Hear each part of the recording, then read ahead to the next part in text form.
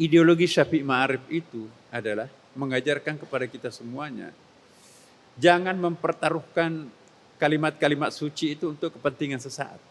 Sekarang kata-kata toleransi pun juga dipolitisir.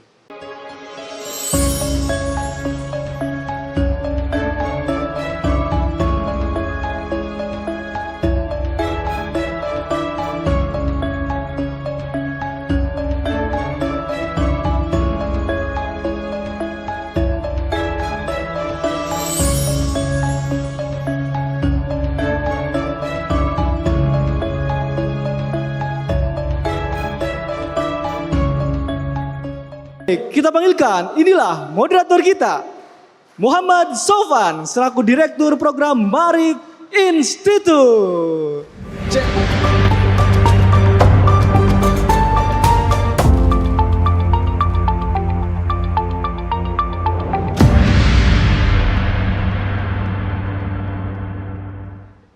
Assalamualaikum warahmatullahi wabarakatuh.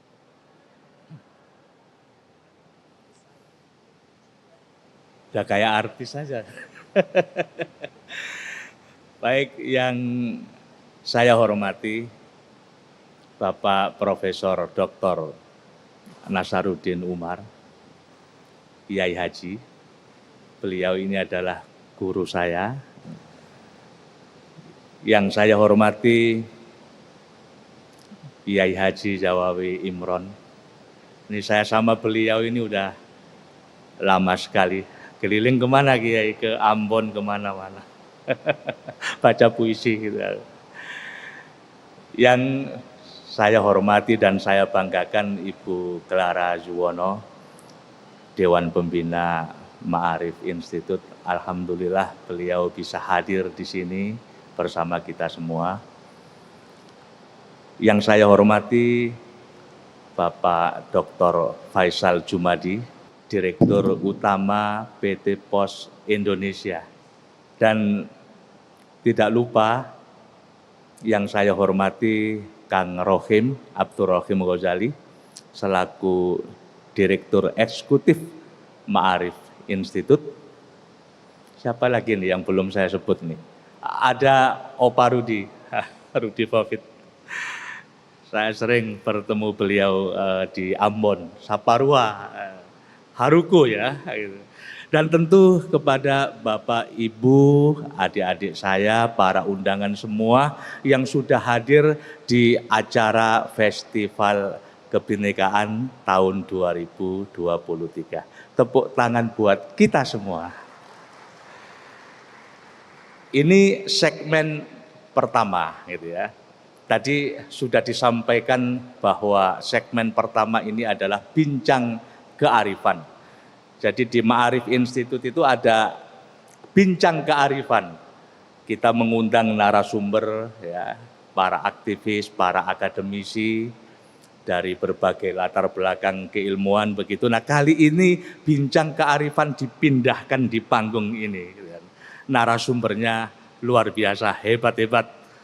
Jadi kami panggil narasumber yang terhormat Bapak Profesor Dr. Kiai Haji Nasaruddin Umar, MA.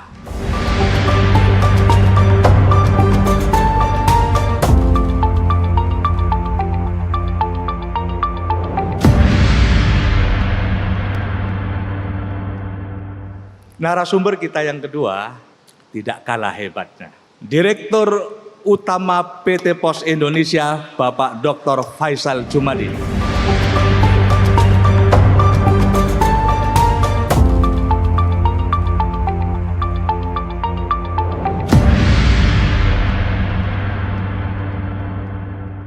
Saya akan perkenalkan lagi narasumber kita yang pertama, Bapak Profesor Dr. Kiai Haji Nasaruddin Umar.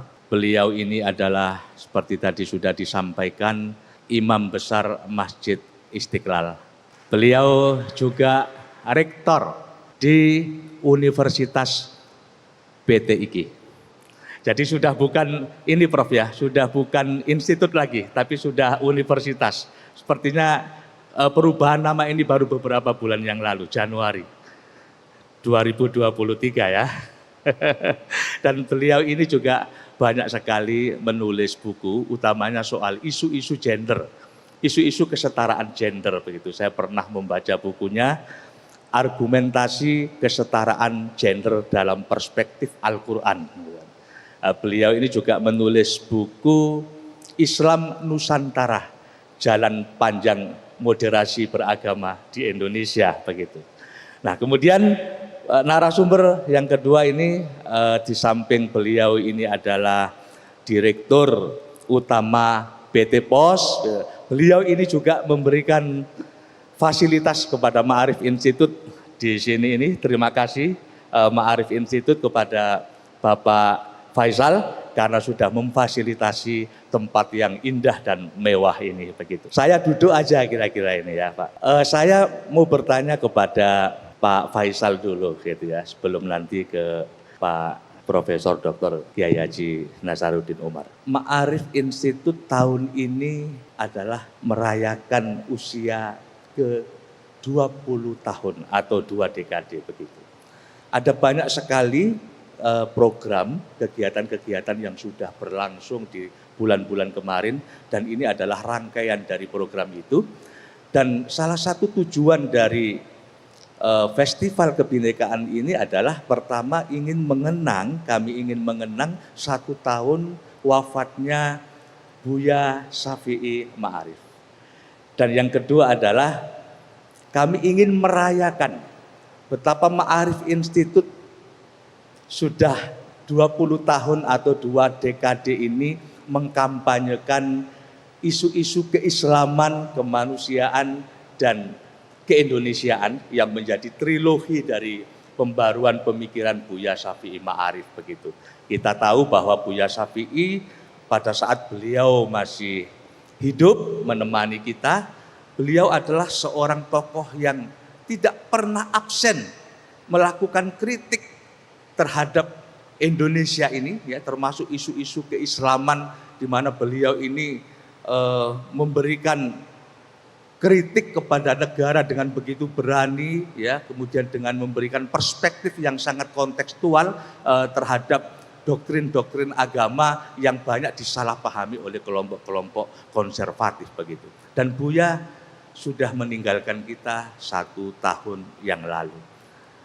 Menurut Pak Faisal ini, Buya mewarisi keilmuan itu. Apa yang perlu kita lanjutkan dari pemikiran Buya Syafi'i Ma'arif, utamanya barangkali pesan untuk generasi muda, untuk adik-adik kita ke depan.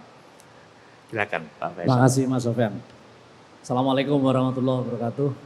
Yang terhormat Prof. Nasaruddin, dan Kiai Haji Zawa Imron dan Bu Clara, Bunda Clara, dan seluruh hadirin yang hadir pada siang hari ini. Perkenankan pertama, saya secara pribadi ini mungkin termasuk santrinya Buya Syafi'i Ma'arif. Karena santri itu artinya ikut belajar, mempelajari pemikiran-pemikiran Buya Syafi'i Ma'arif. Apalagi pemikiran beliau, prinsip-prinsip yang beliau tanamkan itu sangat relevan dengan terutama terkait dengan keberagaman di tempat kerja.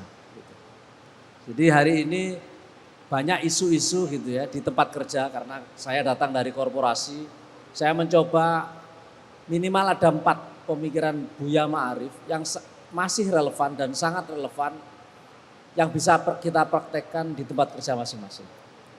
Ya, terutama karena saya dari BUMN, di BUMN ini ada sekitar hampir 1 juta karyawan. Jadi ada hari ini 41 BUMN, itu kurang lebih kalau ditotal-total dengan anak perusahaannya, cucunya, afiliasinya itu hampir 1 juta karyawan. Dan yang pertama tentang dialog dan harmoni. Jadi Buya Syafi'i Ma'arif ini selalu mengedepankan pentingnya dialog. Kenapa perlu dialog? Karena dengan dialog ini antara atasan dengan bawahan, antara manajemen dengan serikat pekerja, antara berbagai pihak yang ada di perusahaan ini bisa saling memahami. Dan dialog-dialog inilah yang bisa memecahkan kebuntuan-kebuntuan komunikasi. Kebuntuan-kebuntuan isu yang nantinya membuat masing-masing pihak saling curiga. Nah ini, karena kalau sudah saling curiga, tidak trust satu sama lain, mengakibatkan tidak terjadi soliditas di perusahaan itu.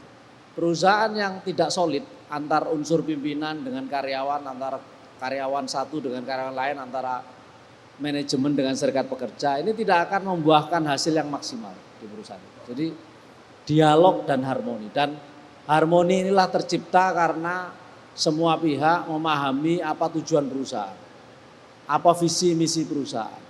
Ini penting sekali. Jadi inilah yang selalu menjadi pedoman ya, bagi kita dalam pemikiran-pemikiran Buya Syafi'i Ma'arif. Yang kedua, ini yang hari ini juga jadi isu, kritik tentang fundamentalisme.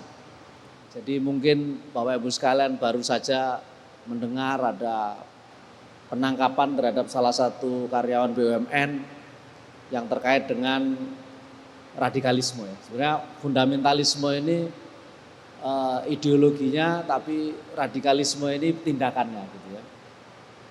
Ini bukan isu yang baru sebetulnya di BUMN. Isu ini sudah lama sekali gitu, bahkan tahun 2014 ramai sekali ada isu ini lagi, sudah surut sebentar ada lagi naik lagi gitu ya. Jadi isu tentang fundamentalisme ini harus kita di BUMN menjadi isu besar gitu ya. Sehingga sampai kami di BUMN, seluruh pimpinan BUMN diminta untuk mengelola isu fundamentalisme ini. Fundamentalisme ini tidak hanya di Islam ya, bisa di semua agama. Bahkan bisa di semua keyakinan gitu. Nah, untuk khusus mengelola isu tentang fundamentalisme ini, maka kami membuat pembinaan rohani. Jadi kita punya pembinaan rohani Islam, pembinaan rohani Kristen, pembinaan rohani Hindu, Buddha dan seterusnya. Di mana setiap setiap kelompok ada pimpinannya. Dan pimpinanlah yang bertanggung jawab terhadap semua aktivitas binroh di seluruh cabang begitu ya, bahkan sampai ke kecamatan. Nah, dari sinilah kita bisa membuat misalkan izin Prof. Nasar, kami khusus untuk binroh Islam, kita bekerja sama dengan NU dan Muhammadiyah. Sehingga kita tahu persis siapa saja khotib sholat Jumat di berbagai masjid dan musola pos yang tersebar di ratusan lokasi. Kami punya 4.800 kantor. Dan sebagian besar ada masjid atau ada musola. Kalau musola nggak dipakai Jumatan, kalau masjid dipakai Jumatan. Karena kami tidak punya pengetahuan yang cukup untuk menyaring ya, atau mengkurasi siapa yang jadi khotib, siapa yang jadi, maka kita harus bekerjasama dengan organisasi besar. Ya, dalam hal ini kita bekerjasama dengan Muhammadiyah dan NU. Oleh sebab itu para pimpinan Muhammadiyah dan NU di cabang itulah yang kita ajak menetapkan siapa yang menjadi khotib dan seterusnya. Ini adalah cara-cara kita untuk meminimizing resiko munculnya berbagai isu tentang fundamentalisme. Yang ketiga tentang kesetaraan gender. Jadi Buya Ma'arif, Buya Syafi'i selalu bilang soal kesetaraan gender. Hari ini sudah ditetapkan di BUMN itu 15% di setiap level pimpinan itu harus perempuan. Harus. Bahkan ditetapkan secara bertahap, kalau nggak salah tahun depan itu harus jadi 25%. Jadi misalkan tingkat direktur itu hari ini harus minimal 15% ada wanita. Tahun depan jadi 25%. Jadi kalau seperti kami di pos direkturnya ada 7, 1 harus perempuan. Karena 1/7 sudah 15%. Ini juga secara nyata harus ada afirmasi, harus ada keberpihakan. Karena kalau enggak, wanita ini tidak akan mendapatkan kesempatan yang sama di setiap level jabatan. Yang terakhir, yaitu pemikiran beliau tentang kemanusiaan dan penghargaan terhadap individu. Jadi ini sangat relevan di perusahaan-perusahaan besar terutama ya, bahwa setiap karyawan di BUMN itu tidak boleh lagi didiskriminasi begitu ya, berdasarkan agamanya, sukunya, latar belakangnya, tidak boleh lagi.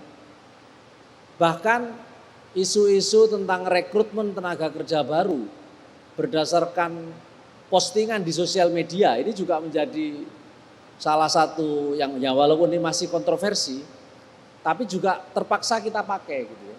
Untuk tadi penghargaan terhadap individu tadi. Bukannya kita kepo terhadap data privacy, tapi ini memang harus kita lakukan sebagai salah satu cara sebelum on board gitu. Jadi kalau jangan sampai telat, sudah on board kita baru tahu siapa dia. Ini jadi masalah nanti ya, mengakibatkan perpecahan, ujaran kebencian. Nah, ini nggak bagus. Di dalam lingkungan kerja menjadi tidak bagus. Oleh sebab itu untuk penghargaan terhadap individu ini kita betul-betul menjaga agar setiap individu atau setiap karyawan yang bekerja di perusahaan itu tidak lagi dilihat latar belakangnya dan sebagainya. Tetapi harus dihubungkan dengan prestasinya, dengan potensinya, dengan performansinya begitu. Nah itulah sehingga itu nantinya jadi semacam penilaian, cara penilaian. Jadi tidak ada lagi penilaian yang berdasarkan hal-hal di luar itu. Saya rasa itu ada 4 hal yang pemikiran Buya Syafi'i Ma'arif yang hari ini sangat relevan dan terus kita dorong menjadi ideologi di perusahaan-perusahaan besar. Saya rasa itu. Terima kasih Pak Sobat. Terima kasih Pak Faisal. Jadi banyak hal yang kita ambil dari pemikiran Buya Syafi'i Ma'arif ya. Kuncinya adalah tadi dialog gitu ya, untuk memecah kebekuan. Saya akan bergeser kepada Prof. Nasaruddin Umar. Pertanyaannya sama. Menurut Prof. Nasaruddin, apa yang perlu kita lanjutkan dari pemikiran Buya Syafi'i Ma'arif dan itu bisa memberikan spirit kepada anak-anak muda, generasi muda hari ini begitu. Silakan Prof. Baik. Assalamualaikum warahmatullahi wabarakatuh. Selamat siang, salam sejahtera untuk kita semuanya. Yang saya hormati senior saya, Bu Clara, kemudian sahabat dan senior saya, Pak Kiai Zawawi, ya, orang Bugis Madura. Adinda Pak Faisal dan di sini juga banyak teman-teman saya. Gini Mas, akhirnya saya mengerti ya, mengapa Tuhan tidak mengutus nabi di Indonesia. Dan mengapa nabi-nabi itu ngumpul di satu geografis sempit di kawasan Yerusalem dan Palestina itu. Dan di Indonesia tidak perlu nabi. Cukup seperti Pak Syafi'i Ma'arif sudah mampu memanusiakan manusia Indonesia itu.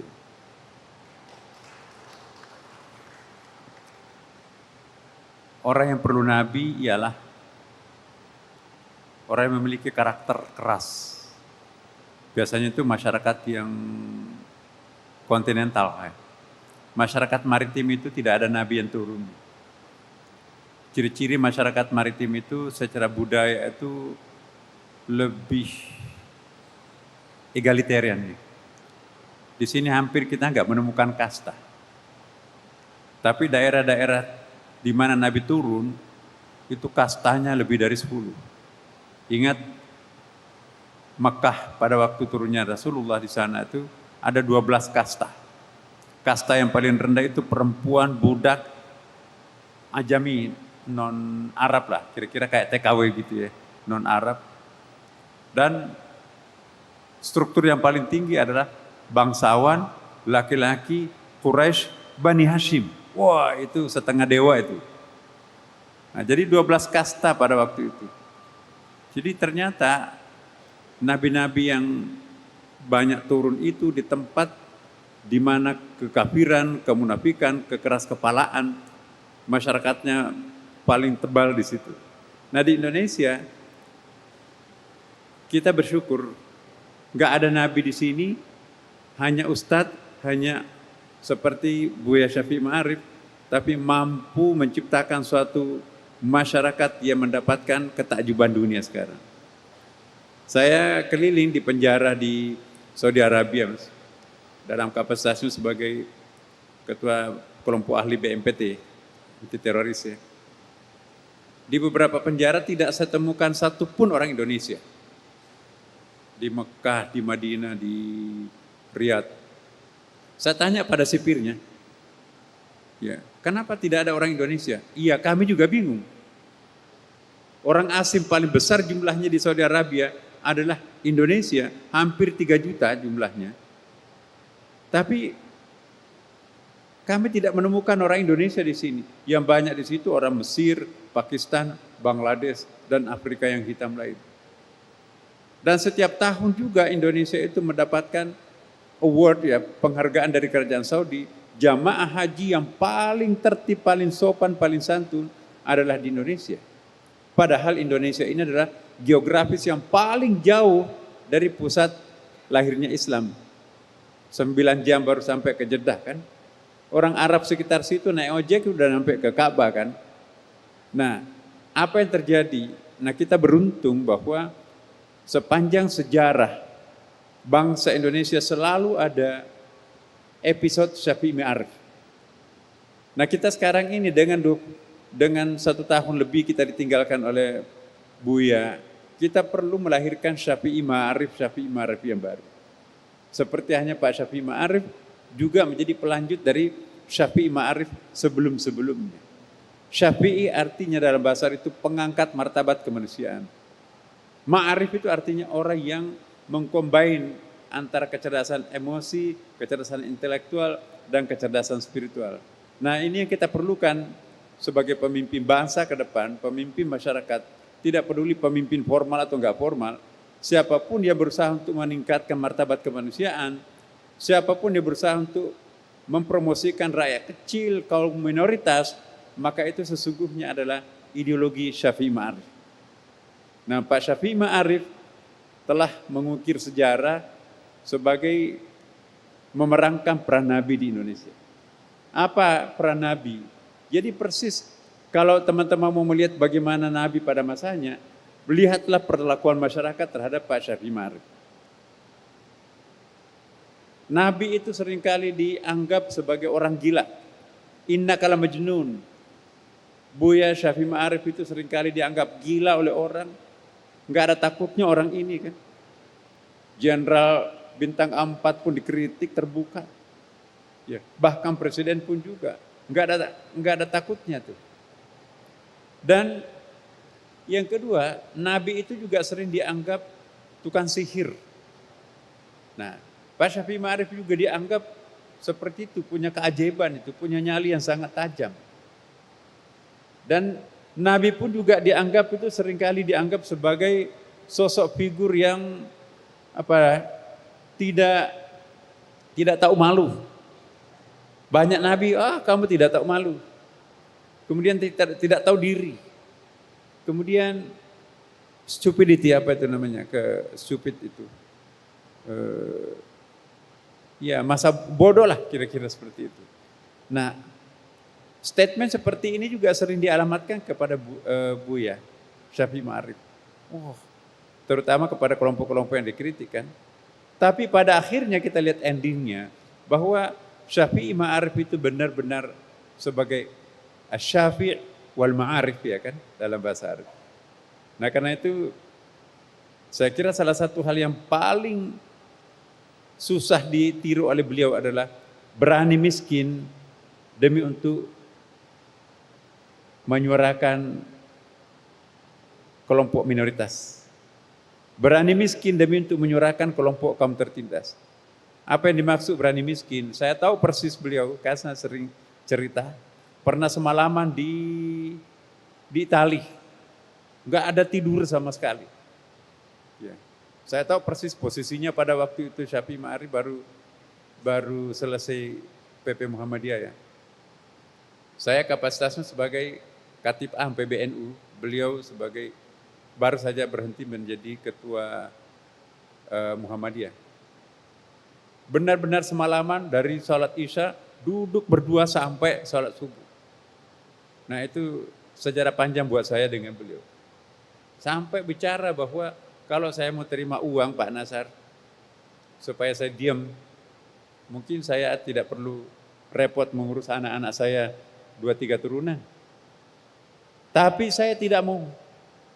Bagi saya lebih mahal harganya kalau saya membela kelompok-kelompok mustadafin, kelompok-kelompok minoritas, daripada untuk mementingkan diri saya sesaat gitu kan. Dan saya betul-betul sangat terpukau oleh beliau bahwa Masya Allah masih ada orang langka seperti ini di negeri kita ini. Nah ke depan ini kita perlu Syafi'i Ma'arif baru. Saya tahu persis, saya hanya baru satu di antara yang 10 prestasinya Pak Syafi'i Ma'arif, yang satu pun ini saya di Istiqlal itu kayaknya kadang-kadang menggigil tuh. Begitu kencangnya mempertahankan yang 1 poin itu. Saya kadang-kadang mengatakan, apalagi kalau seperti Pak Syafi'i Ma'arif, dia kan 10 bebannya kan. Saya hanya baru 1, mencoba 1, itu bukan main beratnya. Nah karena itu teman-teman yang hadir di sini, ada pelajaran hidup, lesson learning di sini ya. Bahwa apa yang dipuisikan tadi oleh guru kita bersama ya, bahwa Pak Kiai Sawawi mengatakan tadi, memang sangat benar. Lebih baik kita merasa dalam kesesatan di jalan yang benar, daripada kita merasa benar di jalan yang sesat. Ya. Kalau kita berada pada jalan yang benar, diratapi kepergian kita. Tapi kalau kita berjalan di atas yang sesat, ya orang doa selamatan karena kepergian kita kan. Pak Syafi'i Ma'arif, saya teringat sebuah ayat. Wala tahsabanna alladziina qutilu fi sabilillahi amwata bal ahya 'inda rabbihim yurzaqun. Janganlah kalian menyangka bahwa orang yang mewakafkan hidupnya di jalan yang benar itu adalah mati. Melainkan itu adalah hidup dan tetap diberikan rezeki oleh Allah. Pak Syafi'i Ma'arif tetap hidup di dalam pikiran kita dan di dalam hati kita. Terima kasih. Assalamualaikum warahmatullahi wabarakatuh. Waalaikumsalam warahmatullahi wabarakatuh. Saya belum bergeser ke Pak Faisal, saya masih lanjut bertanya kepada Prof. Nasar ini. Tadi dikatakan bahwa memang tidak mudah menjadi Buya Syafi'i Ma'arif ini ya. Beliau ini ya sama mungkin dengan Gus Dur begitu ya, mencari tokoh sosok selevel Gus Dur, selevel Buya Syafi'i itu memang tidak gampang, tidak mudah, bukan berarti tidak ada begitu ya. Nah salah satu kegelisahan Buya Syafi'i ini, Prof. Nasar, itu adalah politisasi agama atau agama dijadikan alat untuk tujuan politik. Kemudian juga praktek-praktek intoleransi ini kerap kali dilakukan oleh kelompok-kelompok yang tadi sudah disebut sama Pak Faisal tadi, kelompok konservatif atau kelompok fundamentalis gitu ya. Dan Buya selalu mengatakan bahwa misi Islam atau misi Al-Quran itu adalah kemanusiaan universal begitu. Dan beliau mempraktekkan itu dalam kehidupan sehari-hari. Yang ingin kami tanyakan kepada Prof. Nasar tentang praktek-praktek toleransi itu tidak hanya sekedar diwacanakan, ada banyak sekali nilai-nilai atau ajaran-ajaran yang bersifat normatif yang ada di dalam Al-Quran itu. Sebenarnya wacana tentang toleransi ini di kalangan para sahabat atau dalam tinjauan tradisi Islam, apakah ini sudah menjadi praktek keseharian di masa-masa terdahulu, misalnya pada masa Umar bin Khattab atau masa-masa sahabat yang lain, apakah ini sudah pernah dicontohkan Prof. Nasar? Iya, begini. Beliau itu sebetulnya kalau kita baca disertasinya ya, atau begini, sebelum disertasi ya, tesis masternya, saya ikuti jalan pikirannya beliau mulai dari S1-nya ya, kemudian S2-nya di Illinois, kemudian juga PhD-nya, sampai statement-statement terakhirnya itu sangat konsisten. Banyak orang itu suka berubah pikirannya pada saat dia berada dalam situasi sosial yang berbeda kan. Nah, almarhum Pak Syafii Ma'arif ini, coba kita baca ya, tesis, disertasi, dan perilaku praktiser, dia sebagai praktiser daripada ide-idenya sendiri kan. Itu saya melihat bahwa memang tokoh yang konsisten. Ada yang mengatakan tidak konsisten ketika dulu memimpin Muhammadiyah, tidak seperti itu. Kalau saya melihat justru malah sangat konsisten. Coba kita lihat Muhammadiyah ketika ia berada di dalam kepemimpinan Pak Syafii Ma'arif itu, jarak sosial antara Muhammadiyah dengan pemerintah pada waktu itu kan sudah mulai konsisten tuh ya. Tidak terlalu dekat tapi juga tidak terlalu jauh. Nah, sesudahnya kan kita masih melihat ada ya mungkin personally tidak ya, tetapi kita melihat oknum-oknum teman-teman kita itu masih ada yang ya zigzag gitu ya. Sama juga di NU. Nah, jadi saya kira figur seperti Pak Syafii Ma'arif ini bukan hanya mampu menjinakkan dirinya sendiri, menahan diri, tetapi juga mampu untuk memberikan komando terhadap jajaran kepemimpinannya untuk konsisten. Jadi seingat saya pada masa Pak Syafii Ma'arif itu enggak ada kelompok-kelompok Muhammadiyah yang balelo yang lain kata pimpinannya, lain kata anggotanya atau pengurusnya lain. Nah, itulah di zamannya Pak Syafii Ma'arif.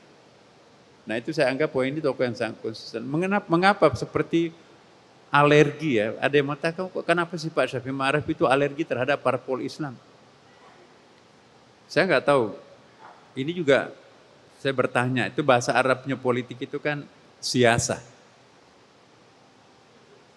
Siasa dalam Al-Quran tidak pernah muncul satu kali pun. Ada fikih siasa kan?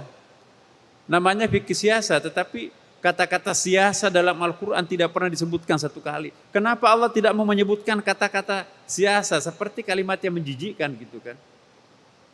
Yang ada dalam Quran itu adalah perbaikan moral ya kan? Al-ahwalus syasiyah. Ayat-ayat dalam Al-Quran yang berbicara tentang politik itu bisa dihitung jari loh mas. Tapi ayat-ayat yang berbicara tentang perbaikan moral spiritual individu keluarga itu yang banyak juga. Jadi konsentrasinya Quran itu bagaimana menciptakan keluarga sakinah mawaddah itu kan. Akhirnya kita, oh iya ya. Bagaimana bisa mengidealkan satu masyarakat kalau unsur masyarakat itu adalah keluarga berantakan ya kan. Enggak mungkin ada negara ideal yang berdiri di atas rumah tangga yang berantakan. Rumah tangga ideal itu akan melahirkan masyarakat ideal itu akan melahirkan negara ideal. Nah sekarang negara itu banyak yang tidak ideal. Jangan-jangan bukan konsep negaranya yang tidak baik, tetapi keluarga rumah tangga yang menjadi politisi itu yang berantakan, perselingkuhannya banyak, korupsinya banyak dan seterusnya. Bagaimana bisa melahirkan negara ideal? Negara ideal itu kan negara berkah. Apa itu berkah? Ada intervensi Tuhan di dalam menstabilkan situasi politik di negeri itu kan. Nah jadi saya menghimbau kepada kita semuanya ya, bahwa ideologi Syafii Ma'arif itu adalah mengajarkan kepada kita semuanya, jangan mempertaruhkan kalimat-kalimat suci itu untuk kepentingan sesaat. Sekarang kata-kata toleransi pun juga dipolitisir. Toleransi karena ada maunya, ya kan? Selesai maunya nggak ada toleransi, jadi ada dusta di antara kita kan. Wah di depan kita pluralitas ya, ngomong tentang demokrasi, hak asasi manusia, kesetaraan gender. Tapi begitu dia kecewa, hilang kata-kata itu kan. Nah Pak Syafii Ma'arif itu konsisten. Dia dalam keadaan menjabat maupun tidak menjabat, itu penggunaan vocabnya itu tidak pernah berubah definisinya kan. Nah ini bukan saya memuji ya, tapi ini boleh kita lihat, baca skripsinya, tesisnya, sampai disertasinya. Banyak tuh yang kritik tuh. Ada buku khusus yang mengkritik disertasinya Pak Syafii Ma'arif. Tapi bagi saya, orang yang mengkritik itu dia nggak paham siapa Pak Syafi'i Ma'arif. Harusnya dia baca tesisnya dan skripsinya kan. Jadi dia bisa mengukur seseorang itu hanya pernyataan-pernyataan terakhirnya. Tapi lihat Pak Syafi'i Ma'arif waktu kecil sampai ia matang seperti itu kan. Hemat saya ada konsistensi di situ. Terima kasih.